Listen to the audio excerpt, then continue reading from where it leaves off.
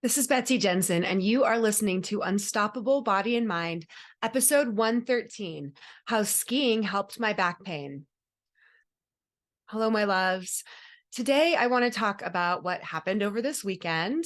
So there was some back pain involved and the way I handled it. The history of the back pain is that probably 15 years ago or so, I was snowboarding and went off a jump and landed weird and hurt my back. And ever since then, maybe one or two times a year, I have some back pain. And usually it lasts for a few days.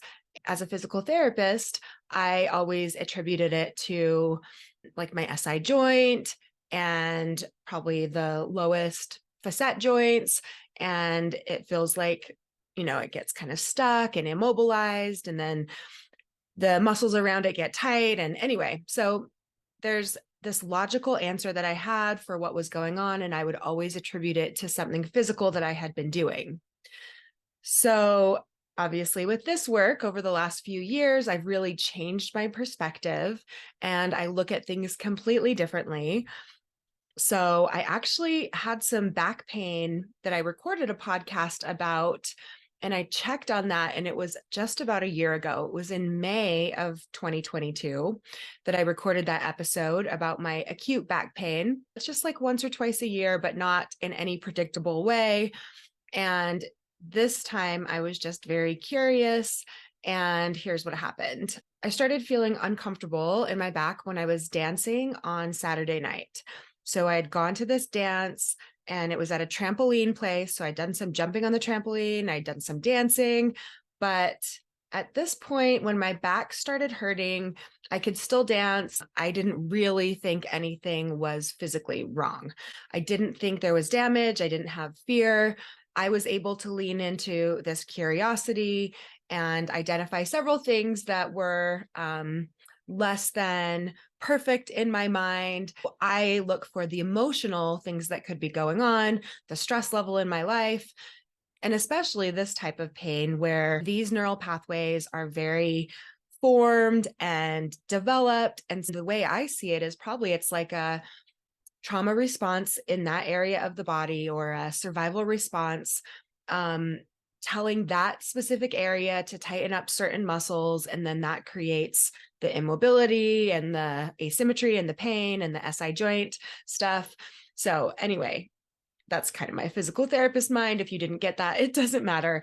But instead of thinking of it as a physical thing causing the physical pain, thinking of it as the emotions and the nervous system being dysregulated and stress causing the body to actually, yes, tighten up in certain areas. And so when you feel the muscle, it is actually tight. But instead of attributing the source of the pain to damage and then having a fearful response that amplifies the pain, I was able to look around at what was going on. And there was something, there was, not to get into too many details, but just like some simple things about comparing myself with dancing and a guy that I was interested in not giving me a lot of attention that I wanted. So, and then some bigger things going on just in my life and with family and business. And anyway, it was very easy for me to see that it made sense that my back started seizing up in this predictable pattern. I also want to mention, and I'm not an expert on this yet, and I do want to study more about it, but there's a lot coming out with fascia right now, that fascia, which surrounds all of the muscles and nerves and joints and connects everything in the body.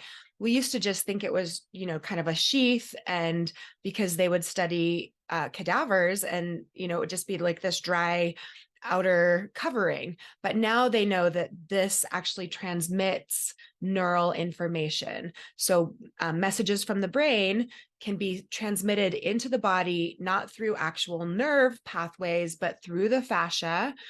And that could account for some of these predictable tightenings, like I said, in a certain pattern, like with my lower back, or with someone else, it might be their hip or their neck or their shoulder when they have stress, right?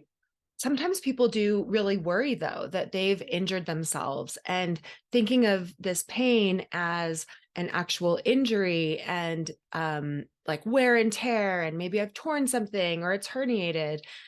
Here's what I have to say about that. What we know is that when they've started studying pain-free people, that the majority of pain-free people, especially if you're over age 40, they do have damage and wear and tear in their body. So they have herniated discs, and they have stenosis, and they have rotator cuff tears and meniscus tears. And the amount of arthritis that you can see on an x-ray or MRI will not predict the amount of pain that someone will have.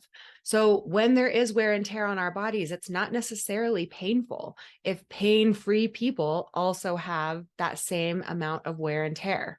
There was one study that I found that they studied young athletes, so people who are young and athletic, so they're performing well, they're pain-free, and 89% of them had a hip labral tear. So we might not even know when things in our body are getting damaged. And when we find that hip labral tear, when they're in their 40s or 50s, they could think they just did it when it actually happened when they were a young athlete. So I know it's kind of mind-bendy, and it's different to think of things this way. But if I ever start to worry about the pain indicating that something just got damaged, I really just question that, because there is so much research showing that these structural changes are normal and do not cause pain in everyone. So we cannot blame chronic pain on structural changes that are normal. Just like wrinkles and gray hairs as we get older, we have degenerative changes inside of our body that do not cause chronic pain. But anyway, I was able to stay and dance as long as I wanted to, and then went home. And at night, I was having problems when I would like roll over, and it would just like tighten up and spasm and seize. I describe it as kind of like grabby. So my back was kind of like, I would go to move and the muscles would just grab and spasm. So I did notice that during the night. And in the morning, I usually go to, this was the weekend, so it was Sunday morning, and I usually go to a dance class on Sunday mornings that I really like. And I also sometimes like to go skiing. It's near the end of the season. And so what I chose to do is just listen to my body, and the dance class sounded like a little much. There's a lot of like, moving and body rolls, and that sounded like a little scary for my back. And again, I'm trying not to lean into fear here, but at the same time, I was really just asking my body what sounded good. And it did sound good to be more active than to lay around. And skiing actually sounded really good to me. So what I did, and this is just, I was a physical therapist. This is my bias. Maybe it's a placebo effect. I don't care. I love it. It works for me. But I did some kinesio tape on my back. So KT tape or kinesio tape, kinesiology tape. It basically is like a moving brace that is that supports your muscles wherever you're putting it, on your back or other body parts. You can put it on specific ways. The way I put it on was like for lower back, SI joint.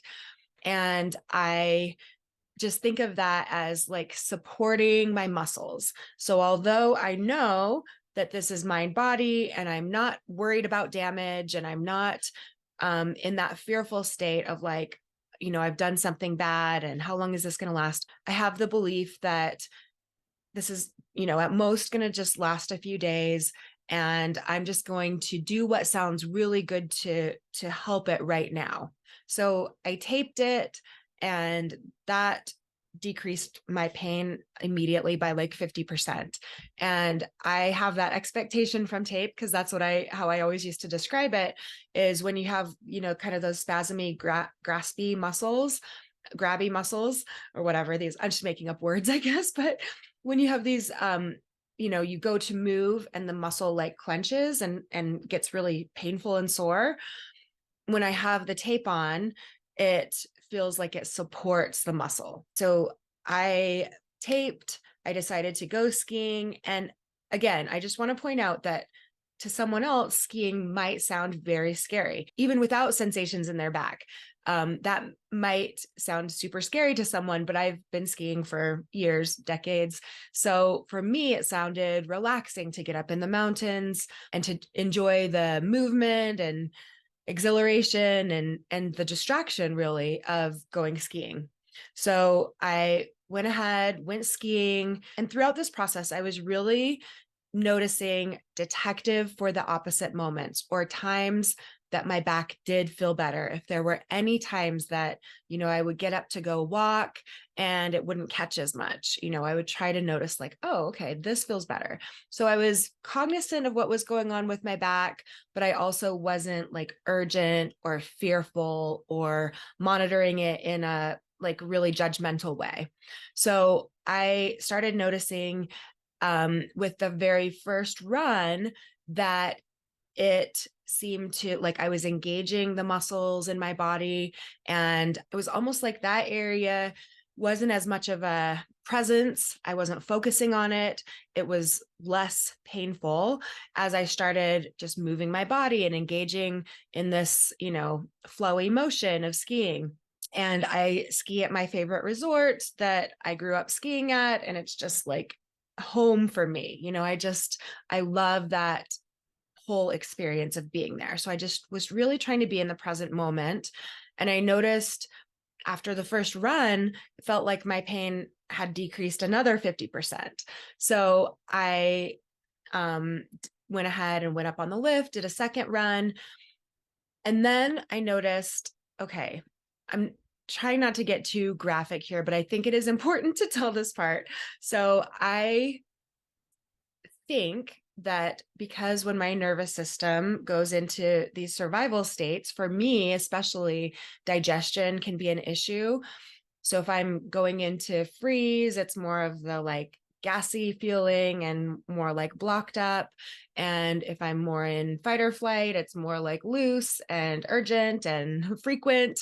Okay, does that make sense? So again, not to get too gross, but I did have this sense when I was feeling my back in the morning that like my bowels had something to do with it. And I even, usually use the restroom in the morning and wasn't really able to, but had this kind of like bloated, gassy feeling.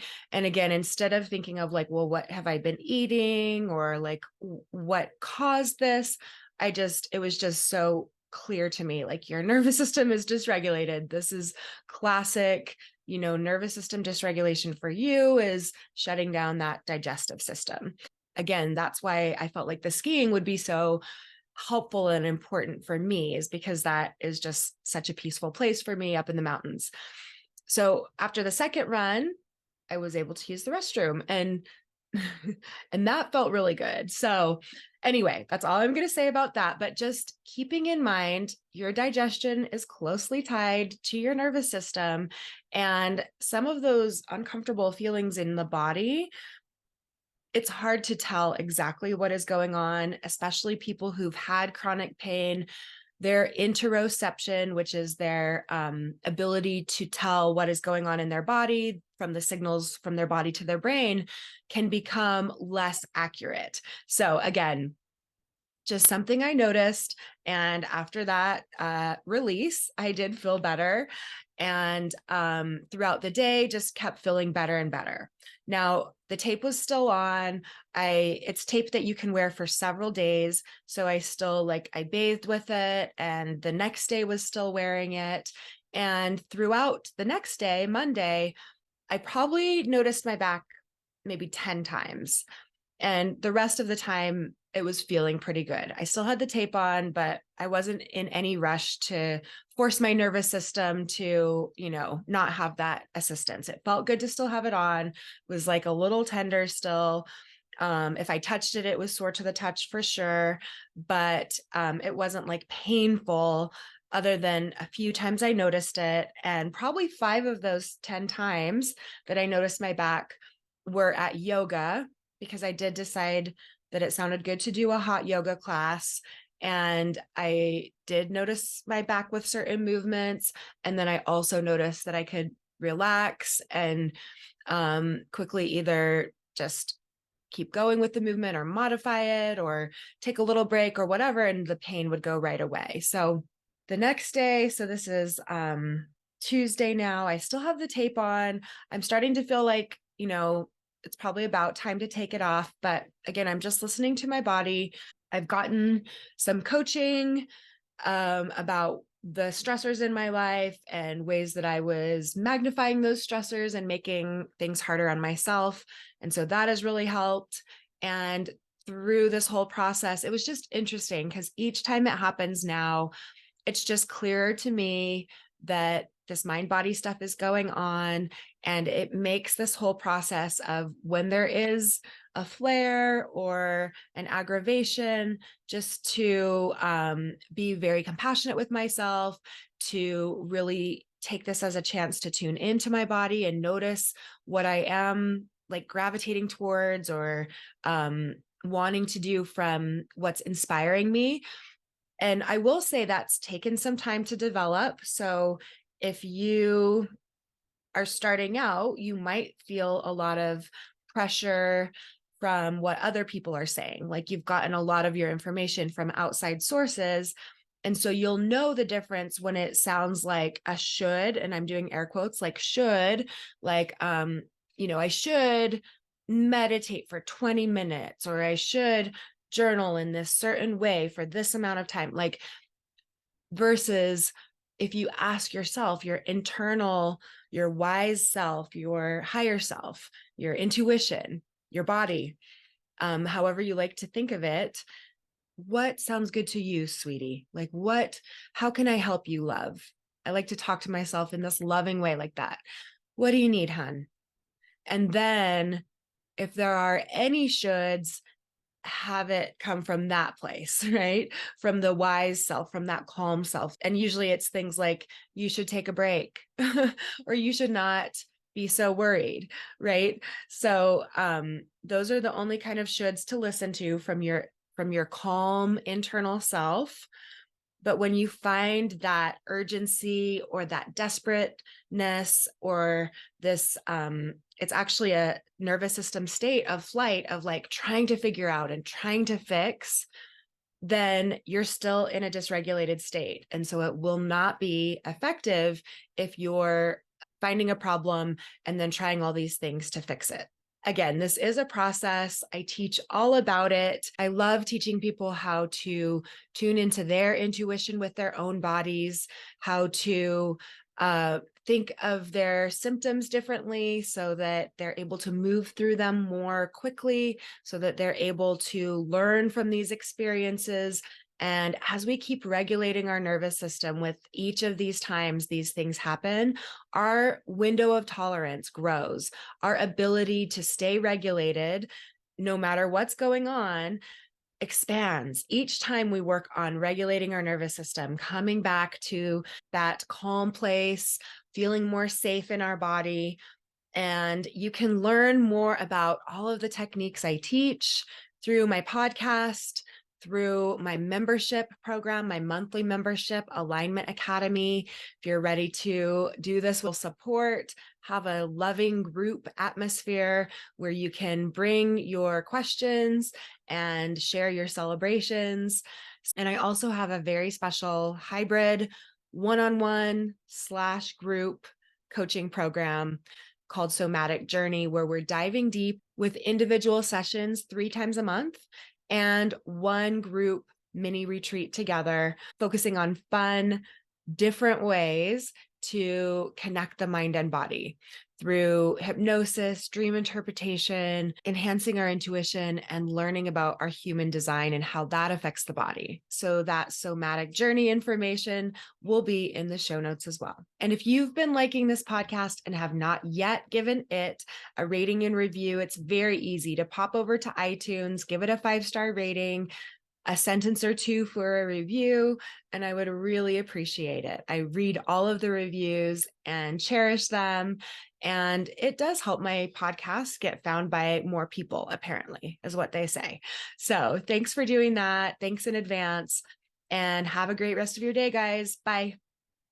Thank you so much for listening. I hope you learned a little bit about your brain today that helps you in your life like it helped me. Please be sure and subscribe and leave a review. And of course, be sure and share this podcast with someone you know that wants an unstoppable body and mind.